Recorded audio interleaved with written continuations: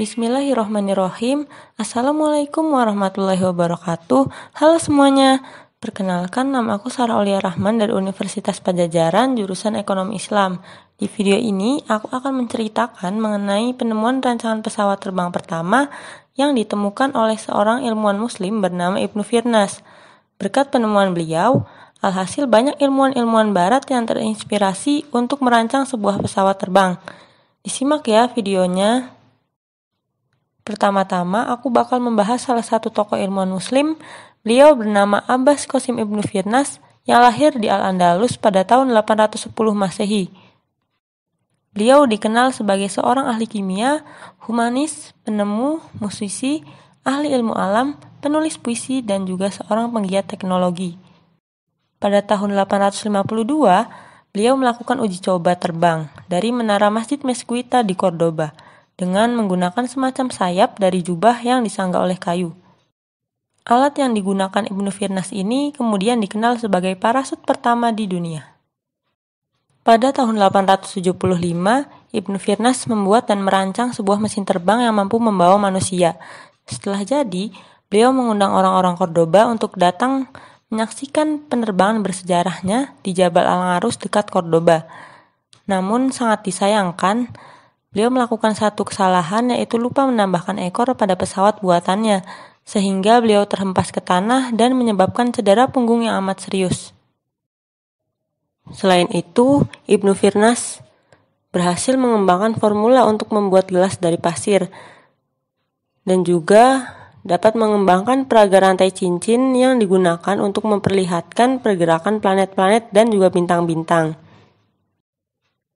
Dengan adanya penemuan serta uji coba yang telah dilakukan oleh Ibnu Firnas, maka tak heran bila beliau disebut sebagai manusia pertama yang mampu terbang atau pilot pertama di dunia. Semua orang yang melihat aksi beliau tentu merasa takjub. Pasalnya, tak pernah ada yang berpikir sebelumnya kalau manusia bisa terbang. Beliau telah membuktikan bahwa benda padat mampu melayang di udara. Beliau membuat tubuhnya ringan lalu menolak gravitasi bumi ketika loncat dari tempat tinggi. Kesuksesannya dalam menguji sekaligus menerbangkan alat buatannya tentu menginspirasi para ilmuwan barat untuk mengembangkan pesawat. Dapat dikatakan, berbagai teori Abbas Ibnu Firnas merupakan dasar dari industri penerbangan modern saat ini. Akibat dari cedera punggung yang tak kunjung sembuh, mengantarkan Ibnu Firnas pada proyek-proyek penelitian di laboratorium. Seperti biasanya, beliau meneliti gejala-gejala alam, di antaranya mempelajari mekanisme terjadinya halilintar dan kilat, menentukan tabel-tabel astronomis, dan juga merancang jam air yang disebut dengan Al-Makota.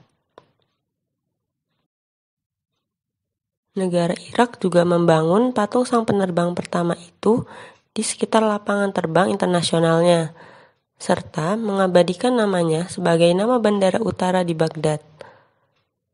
Selain itu, Kawah Ibnu Firnas di bulan dinamai untuk menghormatinya.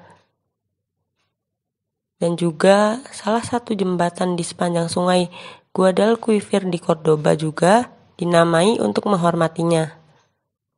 Pada tahun 1900 sampai 1902, Wright bersaudara melakukan percobaan dengan menggunakan pesawat tanpa mesin atau biasa disebut dengan glider. Percobaan pertama pada tahun 1900 hanya mampu memberikan daya angkat setengah kali dari yang dikalkulasikan. Pada tanggal 17 Desember 1903, pertama kalinya pesawat rancangan Wright bersaudara diterbangkan yang tentunya sudah dilengkapi oleh mesin. Penerbangan perdana tersebut berlokasi di Kill Devil Hills, Carolina Utara, Amerika Serikat.